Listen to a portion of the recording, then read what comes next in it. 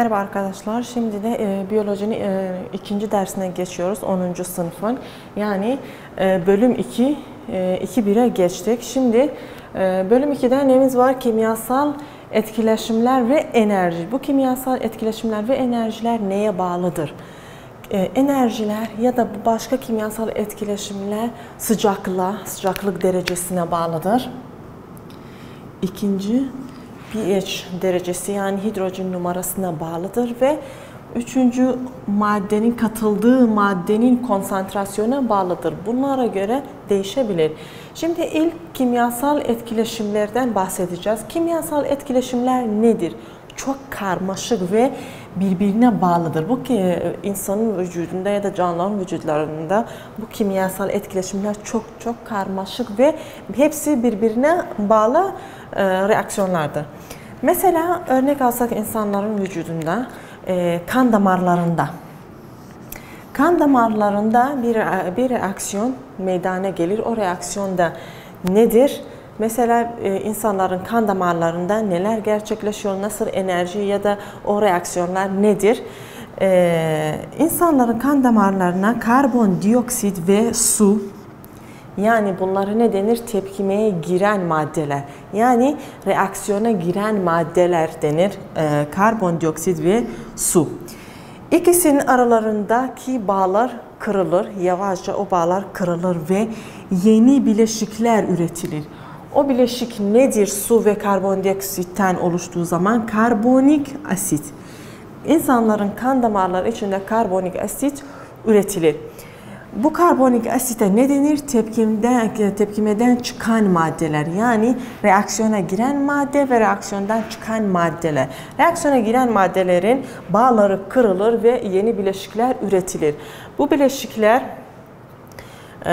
ne denir? Tepkimden çıkan maddeler. Ama dikkat ederseniz burası sol taraf, burası sağ taraf. Sol taraf ve sağ tarafın atom sayıları aynı olması lazım. Yani burada kaç karbon var? Bir tane karbonumuz var. Burada da bir tane. Oksijen numarası kaç? Burada 2, burada 1 yani 3. Burada da 3 oksijenimiz var.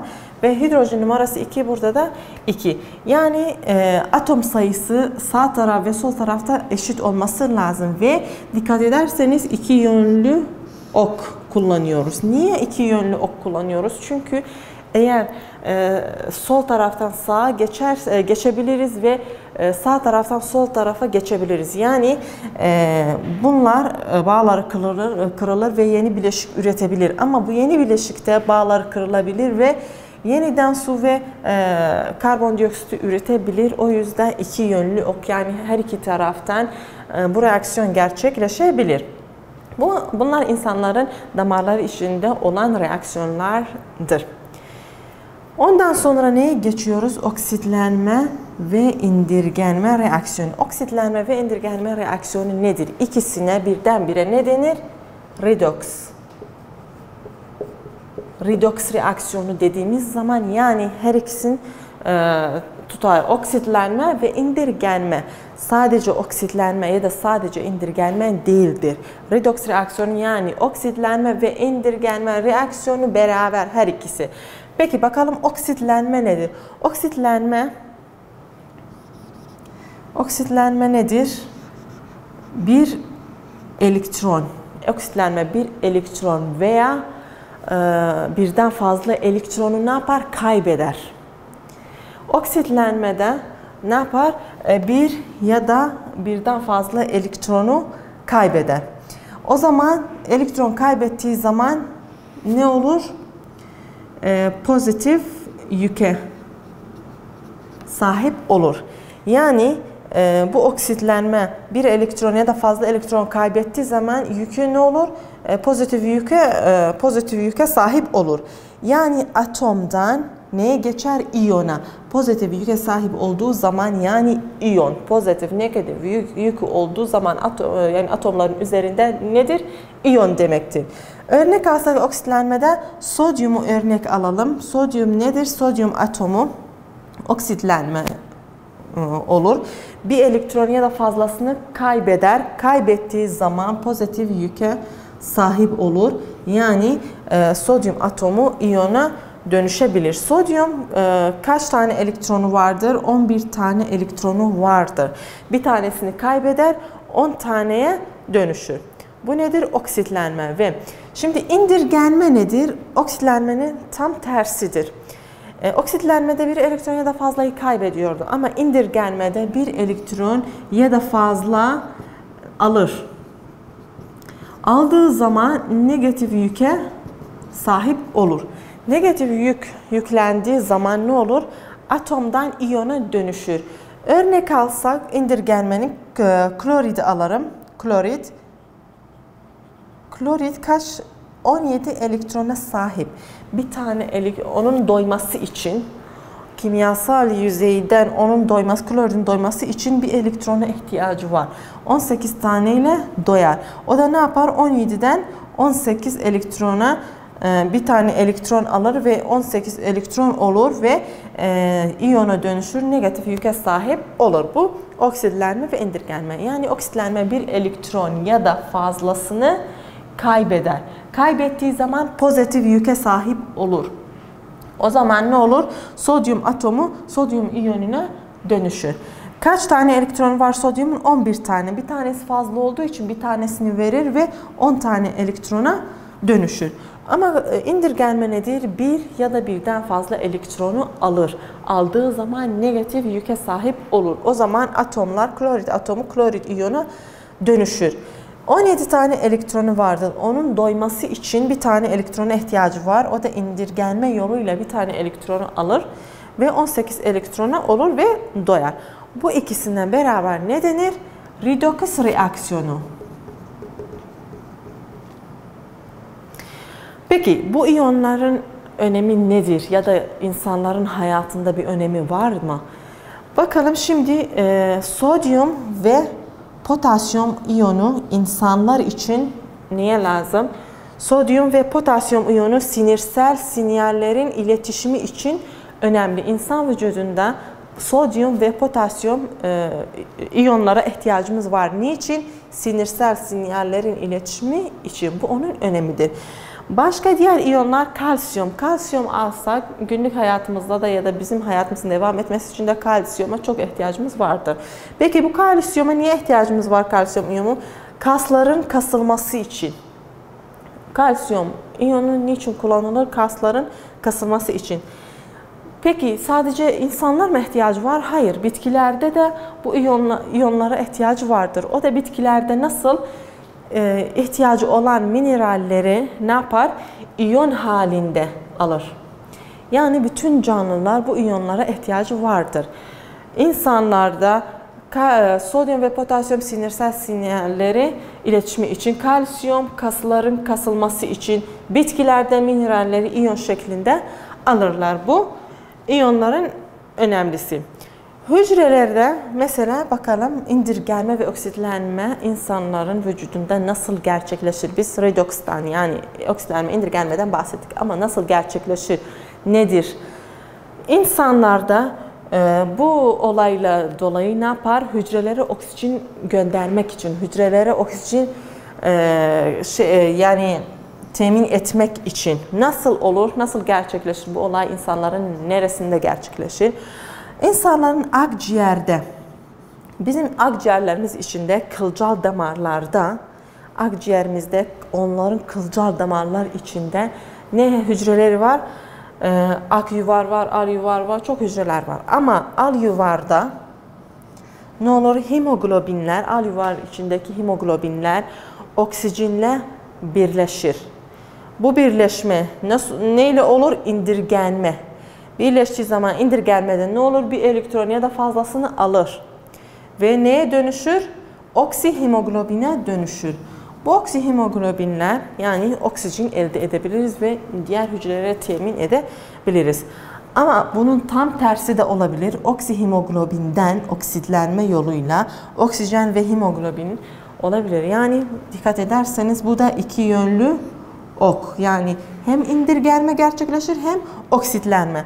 Ve atom sayıları her iki tarafta da aynı olması lazım. Bu insanların akciğerlerinde gerçekleşen redoks olayı. Bundan sonra neye geçeceğiz? Redoks reaksiyonundan sonra pH ölçer ya da hidrojen numarasını ölçer. O nedir? pH ölçer nedir? Düz bir çizgi, sıfırdan başlıyor 14'e kadar ve ortaları kaç? 7. pH ölçere bakarsak sıfırdan başlıyor 14'e kadar, araları ortaları 7. 7 numara. 0 nedir ve 14 nedir? 0 ve 1, 2, 3, 4, 5, 6'ya kadar 6'ya kadar nedir? Asit demek. Ve 8, 9, 10, 11, 12, 14'e kadar nedir? Basit yani alkalin. Alkalin demek. 0 numaralı çok asit demektir. Bu 7'ye yetiştiği zaman asitliği azalır ve 7 nedir? Nötr. Nötr demektir. Nötr mesela bir su. İçtiğimiz su, kullandığımız su pH nedir? Ne kadardır? 7'dir. Yani nötrdür. İnsanların vücudunda asit olan şeyler nedir? Mesela idrar olabilir. Bunlar nedir? Asittir ve basit ya da alkalin olan şeyler insanların vücudunda bunlar alkalin olan şeylerdir. Nötrleştirme çözeltiler. Nötrleştirme nedir? Yani asit olan maddeleri ya da alkalin olan maddeleri ne yapar? Nötr yaptırır. Çok asit ya da çok alkalini ne yapar? Onu nötrleştirir. 7'ye kadar gönderir ve onu nötrleştirir. Bu nedir? pH ölçer demektir. Şimdi enerjiye geçelim. Enerji nedir? Biz insanlar enerjiyi neden alırız ve enerjiye çok ihtiyacımız olur. Hareket etmemiz için, gelip gitmemiz için, her şey için insanların her şey için enerji ihtiyacı vardır. Peki bu enerjiyi biz nereden alırız? Nasıl alırız? Enerjiyi en çok kısmı ya da büyük kısmı aldığımız besinlerden, yemekten ya da en çoğu daha fazla şekerlerden biz enerjiyi elde ederiz. Enerji, vücudumuz nasıl o enerjiyi alır biz besinleri yediğimiz zaman, şekerleri yediğimiz zaman? Alınan besin, herhangi besin olursa ya da şeker aldığımız ne olur? Kimyasal reaksiyonlardan geçer. Bir kimyasal reaksiyondan geçtiği zaman su, karbondioksit ve enerjiye dönüşür. Bu alınan besinler kimyasal reaksiyondan geçtikten sonra su, karbondioksit ve enerji. Bu enerjiyi elde ederiz ve bu enerjiyi kullanırız. Bu enerjiler iki tane reaksiyonda olur. O da nedir? Birincisi eksergonik reaksiyonu ve ikincisi endergonik reaksiyonu. Eksergonik ve endergonik reaksiyonu nedir? Eksergonik reaksiyonu yani enerjiyi bırakır. Enerjiyi bırakan reaksiyondur. Eksergonik reaksiyonu yani serbest enerji meydana getirir. Serbest enerji meydana getiren reaksiyona ne denir? Eksergonik reaksiyonu. Peki endergonik reaksiyonu nedir? Yani enerjiyi emen reaksiyondur. Enerjiyi emer, bırakmaz. Enerjiyi emen. Endergonik reaksiyonu yani enerji emen. Ama eksergonik yani enerji bırakan. Serbest enerjiyi meydana getirir ya da bırakır. Endergonik enerji emen reaksiyondur. Nasıl? Mesela bitkiler fotosentez olayında güneş enerjiyi emdikten sonra reaksiyona geçerler. Yani enerji emdiler. O fotosentez olayına enerji emen denir. Eksergonik reaksiyonu hücresel solunum. Hücresel solunumda ne yaparlar? Serbest enerjiyi meydana getirirler. Yani enerji bizim için üretirler ve bırakırlar. Peki bu eksergonik reaksiyonu, bu da endergonik reaksiyonu. Şimdi bir enerji var, ona ne denir? Etkinlik enerjisi. Etkinlik enerjisi nedir? Kimyasal reaksiyonların içindeki büyük bir enerji. Bu gerçekleştiği reaksiyonlarındaki yani içindeki en büyük enerjiye ne denir? Etkinlik enerjisi, yani büyük bir enerji. Katalist madde nedir? Katalist madde etkinlik enerjisinin miktarını azaltır. Etkinlik enerji bu reaksiyonların içindeki en büyük ya da büyük bir enerjidir. Onu ne azaltır? Katalist madde. Katalist madde enzimler organizmaların reaksiyonunda katalizör görevi görer. Yani enzimler bu katalist maddedir. Enzimler bu büyük enerjiyi azaltabilir. Bu bölüm 2.1'in sonuna geldik. Buraya kadar bölüm 2.1'di. Şimdi bölüm 2.2'ye geçelim. Bölüm 2.2 neden bahsediyor? Su. Kullandığımız su, içtiğimiz su, yani hayatımızdaki su. Bazı deniz anası ya da denizdeki yaşayan canlılar, onlar nerede yaşıyorlar? Su içinde yaşıyorlar. Onları sudan çıkarttığın zaman ne olur? Ölürler. İnsanlar ya da hayvanlar, diğer hayvanlar onların tam tersidir. Dünyanın en kuru yerine götürsen yaşayabilir. Ama ikisinin arasındaki ortak nokta nedir? Su içinde olan canlılar ve suda olmayan canlılar, insanlar, hayvanlar, diğer bütün canlılar aralarındaki ortak nokta nedir? Yani tüm canlıların hücreleri sulu ortamda yaşarlar. Yani eğer suda olsan ya da kuruda olsan nedir? Vücuttaki hücreler hepsi sulu ortamda olur. Su nedir? Vücutlar suyla dolu hücrelerden oluşur. Yani vücudumuzdaki tüm hücreler suyla dolu. Su içinde yaşarlar. Denizde olsan ya da insanlar gibi kuruda olsan hepimizin hücreleri suyla doludur. Suyun bir özelliği var. O özellik de nedir? Kutupsaldır. Su nedir? Kutupsaldır. Kutupsaldır. Bu kutupsal özelliği, suyun kutupsal özelliği onu ne yapar? Diğer maddeleri ya da diğer kutupsal maddeleri, proteinleri, amino asitleri diyelim, bunların hepsinin eritme gücünü olduğunu neden olur? Bu kutupsal özelliği ne yapar? Bu diğer maddeleri eritebilir. Mesela şekeri suya koyduğun zaman ne olur? Erir su içinde. Niye suyun içinde diğer maddeler erir? Çünkü su nedir? Özelliği kutupsaldır. Kutupsal olduğu için diğer maddeleri eritebilir ama tüm maddeler değildir. Su nedir? 2 hidrojen ve 1 oksijenden oluşur. Yani eşit yük dağılımı olmayan moleküller. Çünkü bir tane oksijen ve 2 tane hidrojenden oluşur. Ama bu nedir? Eşit yükü değildir. Yani pozitif ve negatifi eşit değildir. 2 hidrojen ve 1 oksijenden oluşur.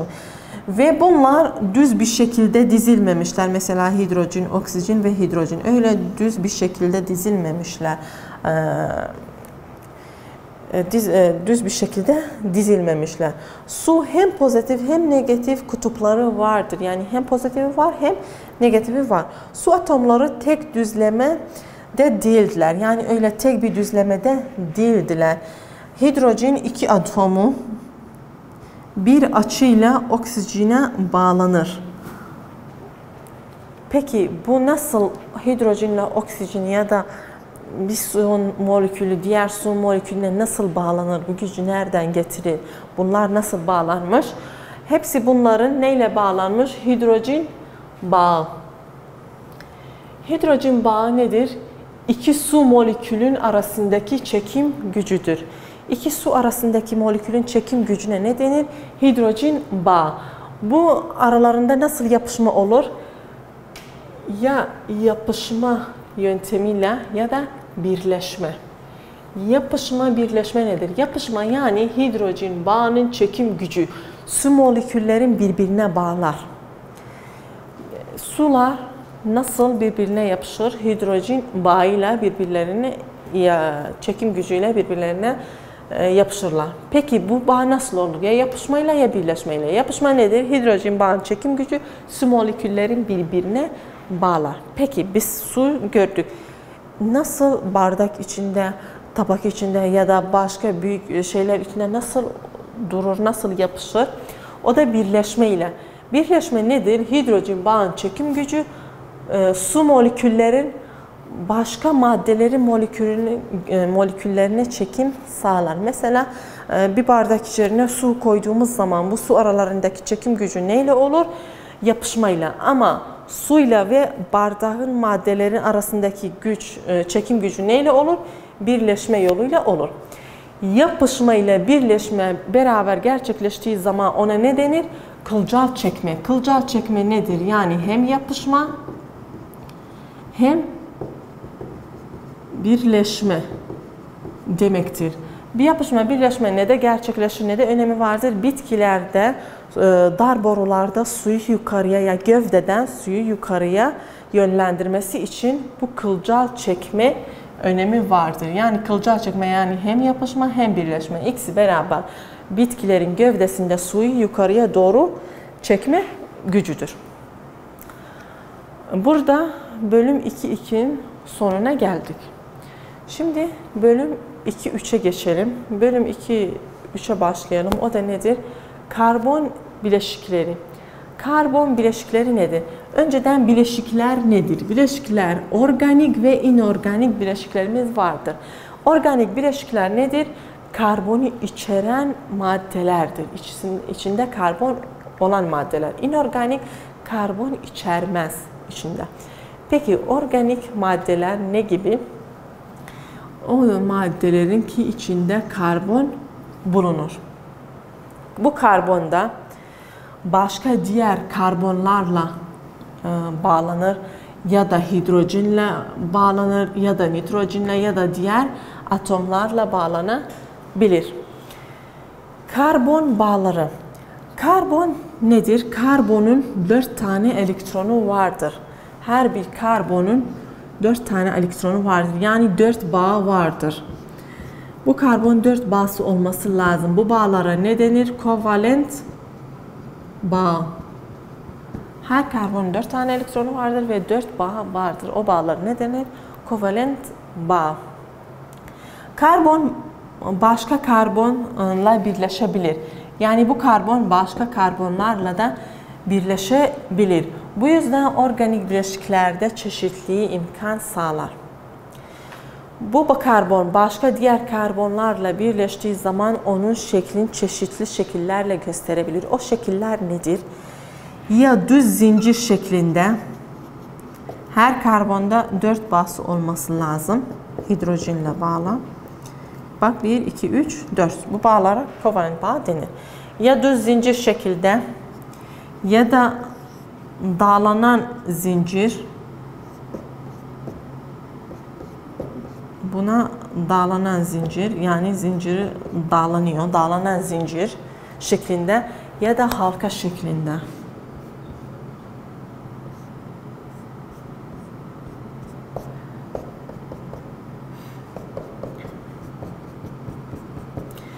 Ya düz zincir şeklinde ya dağlanan zincirler ya da halka şeklindedir.